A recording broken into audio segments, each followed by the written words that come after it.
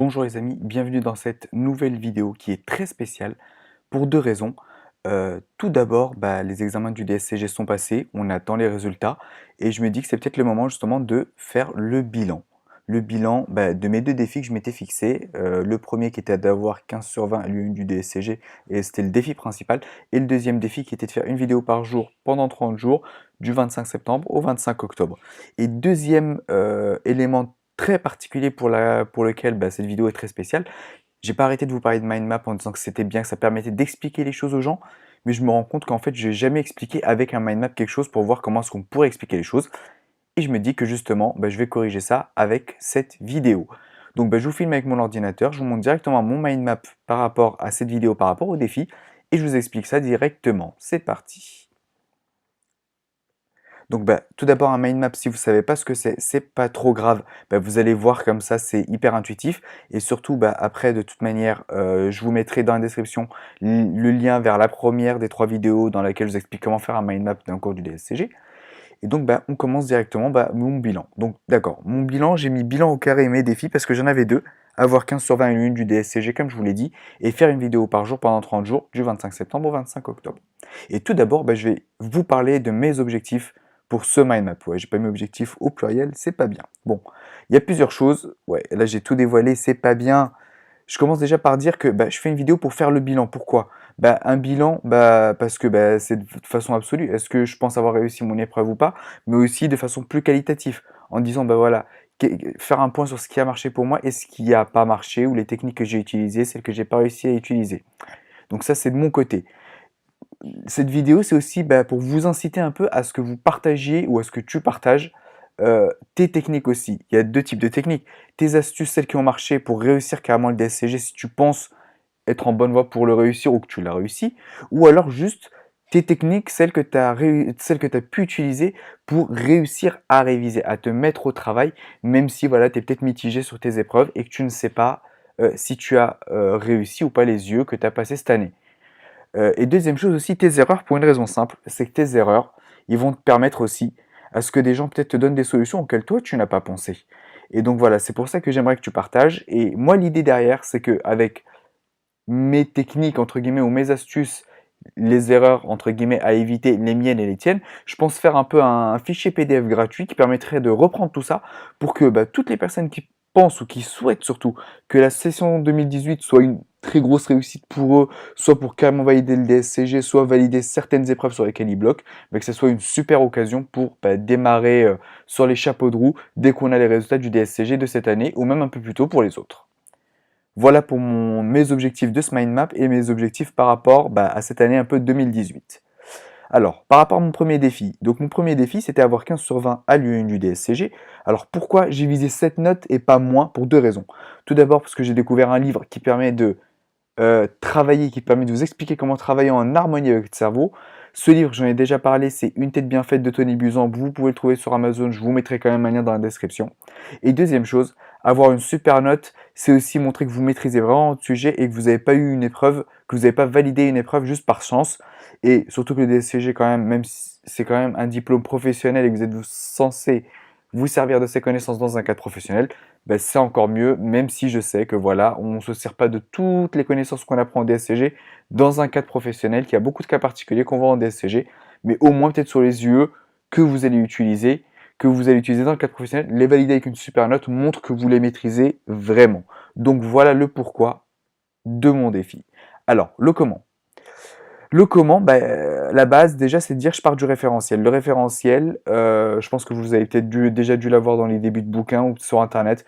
Pareil, je vous mettrai peut-être le lien dans la description, moi vous verrez ce que c'est si vous voyez vraiment pas à quoi ça correspond. L'idée c'est de partir du référentiel, c'est de partir d'un document officiel par rapport à l'examen, les choses sur lesquelles on va être interrogé, pour voir les connaissances que je dois maîtriser et surtout le temps de révision minimum à passer sur ma préparation aux épreuves si je veux les préparer un minimum correctement. Deuxième point sur la base, c'est utiliser les mind maps. Comme celui-ci justement, l'idée d'utiliser les mind maps, c'est pour une chose principale, c'est à la fois permettre d'avoir une vue d'ensemble où vous pouvez avoir votre titre, les gros sous-titres, et si vous dézoomez un peu, avoir toutes les branches.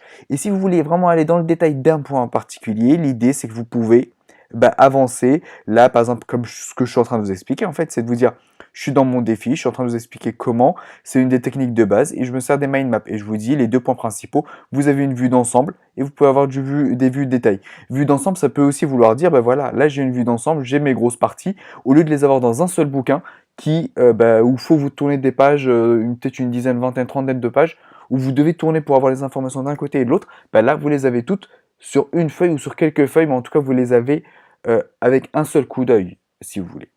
C'est pas si vous voulez, c'est pour les avoir d'un seul coup d'œil. En complément, ce que je voulais vous proposer, ce que je voulais utiliser, c'est des images décalées pour retenir plus facilement les notions. Alors ça, j'ai commencé un peu à le faire, j'ai pas réussi à le faire sur tout.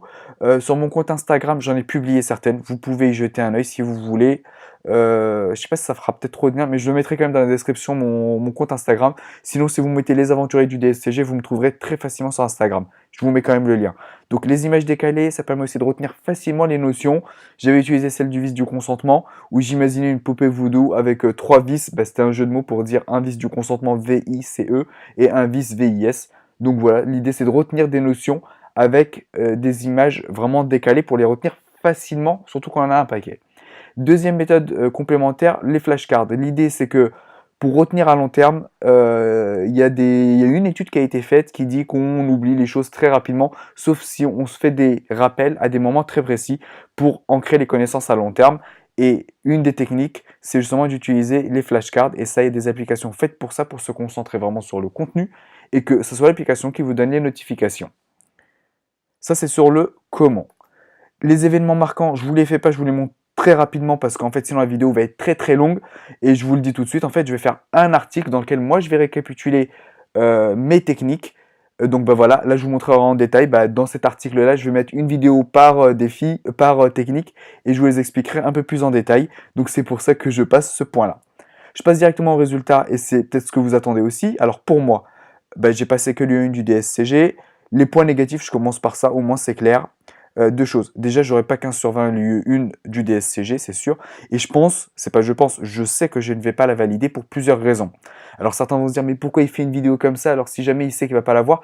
L'idée c'est quand même de tirer des leçons de ses erreurs, des choses qu'on teste pour pouvoir avancer. Tout n'est pas parfait depuis le début. C'est un peu comme pour un bébé qui apprend à marcher.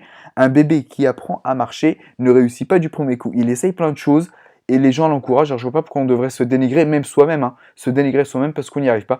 L'idée c'est que voilà, c'est soit on réussit et c'est tant mieux, soit on n'y arrive pas. Et puis on tire des leçons pour s'améliorer les années suivantes. C'est quand même mieux qu'une personne qui se force toujours de la même manière et qui finit par abandonner le DSCG et le deck entre guillemets bêtement parce que voilà, il n'y arrive pas et que il n'ose pas dire qu'il n'arrive pas à travailler en fait, à réviser. Alors pourquoi je pense que je ne l'ai pas validé? Pour deux raisons. J'ai pas réussi à réviser tout le programme, ça c'est la première chose. Avant mes vacances, j'avais déjà pris du retard. Et même avec les révisions participatives, dont je vous parlerai un peu plus tard dans l'article, en fait, que je mettrai aussi dans la description, j'ai lancé les révisions participatives, en fait, c'était pour gagner du temps. Mais l'idée, c'est qu'en fait, ça m'a quand même demandé du temps pour les organiser et que j'ai perdu, en fait, un certain rythme par rapport aux révisions. Parce que j'ai pas été accaparé tout le temps par les révisions participatives. Mais voilà, il y a une phase où, à la rentrée, en fait, en septembre, j'ai été accaparé par ça. Et j'avoue, on perd très très vite le rythme par rapport à ça. Donc ça, c'est vraiment les points négatifs et je vous ai dit pourquoi j'en parle. Point positif, deux choses. J'ai révisé beaucoup plus que pour la session d'octobre 2016. Donc ça, c'est quand même un bon point positif. Ça veut dire que j'ai utilisé des techniques qui marchent et que voilà, le gérer avec un blog, ça permet quand même d'avancer beaucoup plus. Deuxième chose, j'ai pu rencontrer une personne et j'ai pu échanger aussi sur Internet avec d'autres personnes qui passent le DSCG. Et je peux vous dire qu'une chose, c'est super inspirant, motivant et ça motive vraiment pour réviser le DSCG. Donc merci à tous ceux qui ont échangé avec moi, même si j'ai vraiment pas été parfait sur certains points. Donc voilà, je tiens à m'excuser aussi. Mais voilà, en tout cas, merci beaucoup pour vos messages, c'est super motivant. Donc ça, c'est pour l'une du DSCG par rapport à cette année. Par rapport à l'année prochaine, deux choses. Déjà, je sais que je vais devoir la repréparer. Il y a deux choses. Il y a Contalia déjà. En 2007, je voulais m'inscrire à Contalia. J'ai envoyé un dossier. Ça n'a pas abouti par rapport à un problème de financement avec le CIF. Parce que je voulais pas le payer de ma poche et que j'avais des heures de diff. Finalement, pour cette année, la chose particulière, c'est que je vais le financer perso et même je l'ai fait à l'heure où je vous parle de cette vidéo. J'ai pas encore reçu les documents, mais voilà, au moins je me suis inscrit. Je sais que dès que j'aurai les résultats, je pourrai me lancer dans ma révision, voire un peu avant. L'idée de Contalia, pourquoi est-ce que je choisis Contalia ou en tout cas un centre de formation de façon générale? C'est pour être accompagné et en étant accompagné, on est beaucoup plus productif que de travailler tout seul avec un bouquin. Je sais qu'ils proposent aussi, Contalia, je crois qu'il y a un système de forum pour pouvoir poser des questions, échanger avec les profs, etc. Moi, j'avais essayé un autre truc qui était bien aussi, c'était à l'AS4F, donc qui est Centre de formation de l'Ordre des experts comptables, qui propose des formations intensives sur 6 jours, qui les propose à partir du mois de juin. Ils ont plusieurs formules, vous pourrez regarder, c'est super intéressant. Je l'ai fait pour l'UE4 que j'ai validé et c'est super bien. Et voilà pour Contalia. Donc moi pour 2018, je fais Contalia, c'est sûr et certain. Et voilà, là je suis bien lancé pour ça. Début de mes révisions, contrairement à l'année dernière où j'ai commencé fin juin, et je trouve que c'est trop tard pour bien faire les choses et avoir une marge de manœuvre en fait. Là, je commence dès que j'aurai les résultats du DSCG. Donc, je vais refaire mon planning et je mets à jour le fichier bonus que je vous propose sur mon blog. En fait, si vous voulez planifier vos révisions, et ça va être l'objet de ma première technique ou première astuce, je vous propose un fichier Excel sur mon blog qui vous permet de planifier vos révisions, voir si vous passez par rapport au nombre d'heures ou pas.